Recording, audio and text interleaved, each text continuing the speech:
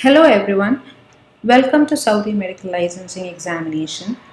This is another session which I'll be dealing some questions for general practitioner, and in this session there are some previous questions which is most commonly seen in the exam, some repeated questions.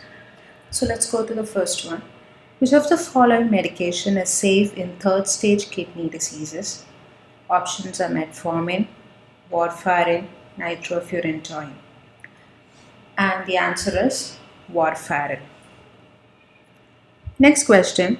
What is the mechanism of action of metformin in PCOS patients? First option is it antagonizes testosterone. Second is decreasing the insulin resistance. Answer is decreasing insulin resistance.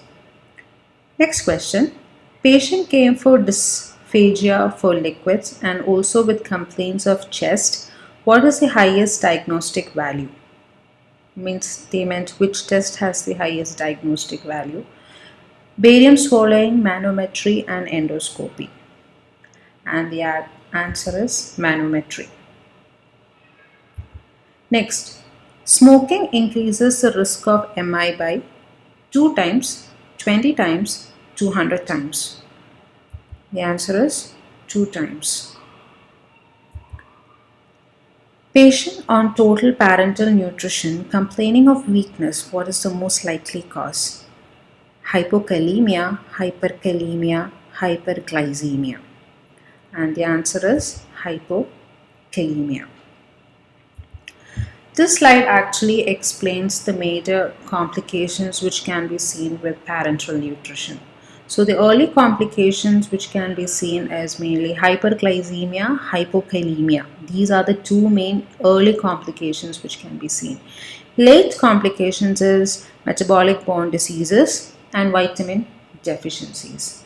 And then you can go through the other early complications which has been mentioned, but please always remember that for total parenteral nutrition, when you give that, it's actually hypokalemia which is manifested first.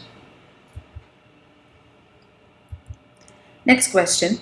Patient with celiac disease suspect non-compliance to gluten-free diet. How do you investigate? Options are biopsy, food diary, anti-tissue transglutaminase antibodies. So what's the answer? It's anti-tissue transglutaminase antibodies. That is the specific test for gluten disease patients, like who are not compliant to gluten.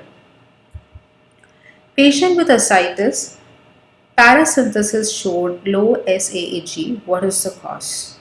Option is liver cirrhosis, veno-occlusive diseases, TB peritonitis. And yes, the answer is TB peritonitis.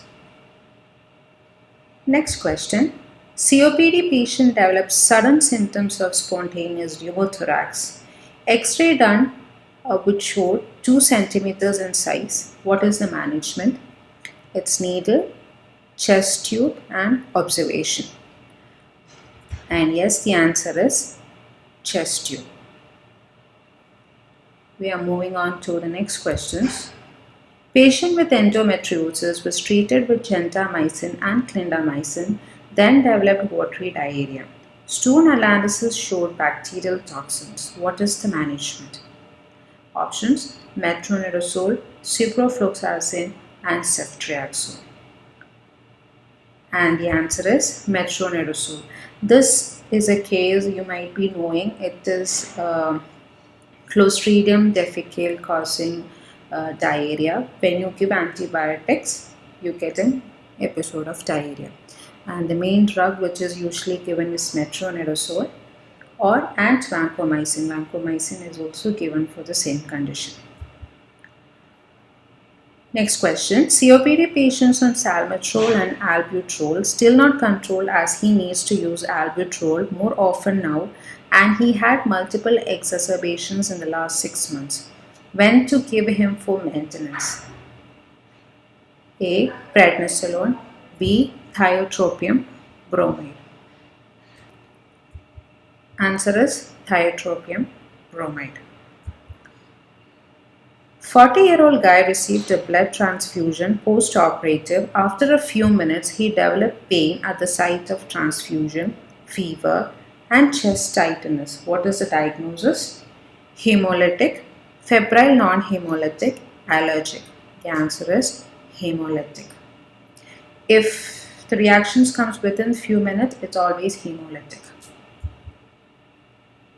Next, patient with 2 weeks history of watery diarrhea, vitals are stable. What is the expected acid-base abnormality? A. Metabolic acidosis, B. Metabolic alkalosis, C. Compensated metabolic acidosis, and D. Compensated metabolic alkalosis. And the answer is metabolic acidosis. The mosquito species Aedes aegypti, dengue fever, which time you have the maximum bite? A. Early morning, early night, late night, midday. Answer is early morning. A woman who is on DVT prophylaxis present with sudden onset of shortness of breath and dyspnea. Upon physical examination, she has diminished breath sounds bilaterally. Imaging shows a pulmonary embolus lodged in the small bronchial tree. The best management is A. Continue same drops of enoxaparin. B. Switch to warfarin.